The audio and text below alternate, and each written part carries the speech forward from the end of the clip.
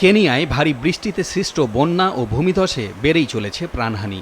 গতকাল নতুন করে কিছু অঞ্চলে বন্যা ও ভূমিধসে আরও অন্তত ৬৬ জনের মৃত্যু হয়েছে। এ নিয়ে এ পর্যন্ত মোট প্রাণহানি ১৬৯। এখনও প্রায় ১০০ মানুষ নিখোঁজ রয়েছে বলে জানিয়েছে কর্তৃপক্ষ। ভারী বৃষ্টিপাতের ফলে স্থানীয় বিভিন্ন নদীর পানি উপচে সৃষ্ট বন্যায় বিস্তীর্ণ এলাকা প্লাবিত হয়েছে। রাজধানী নাইরোবির পাশাপাশি মধ্যাঞ্চলে বহু অবকাঠামো ধ্বংস হয়েছে। এর ফলে ওইসব এলাকায় প্রয়োজনীয় সব পরিষেবা ব্যাহত হচ্ছে।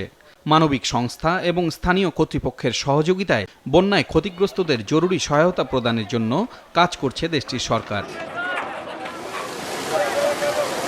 অতিরিক্ত পানির চাপে সপ্তাহের শুরুতে কেনিয়ার নাকুরু কাউন্টিতে একটি বাঁধ ফেটে ৪০ জনের বেশি মানুষ নিহত হয়।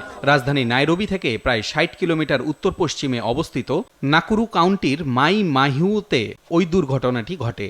ওই অঞ্চলসহ বিভিন্ন কাউন্টিতে বন্যার পানি কিছুটা নেমে গেলেও কাদামাটির নিচে অনেক আটকা পড়েছেন বলে ধারণা করা হচ্ছে।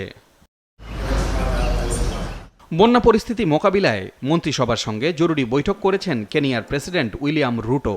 বন্যায় ক্ষয়ক্ষতির শিকার পরিবারকে আর্থিক সহায়তার ঘোষণা দিয়েছেন তিনি। বন্যার কারণে গারিসা কাউন্টির লাখো মানুষ অবর্ণনীয় অবস্থার মধ্য দিয়ে দিন পার করছেন বলে জানিয়েছেন গভর্নর নাথিব জামান Adam.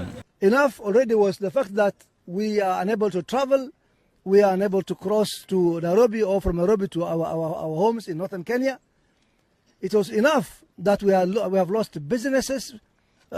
It was enough that people are idle and suffering. And again, to die in these circumstances is very unfortunate.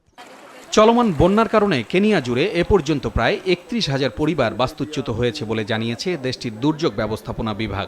জনসংখ্যার হিসেবে বাস্তুচ্যুতদের সংখ্যা ২ লাখের কাছাকাছি। পলাশ রঞ্জন রায়, মাছরাঙা নিউজ ডেস্ক।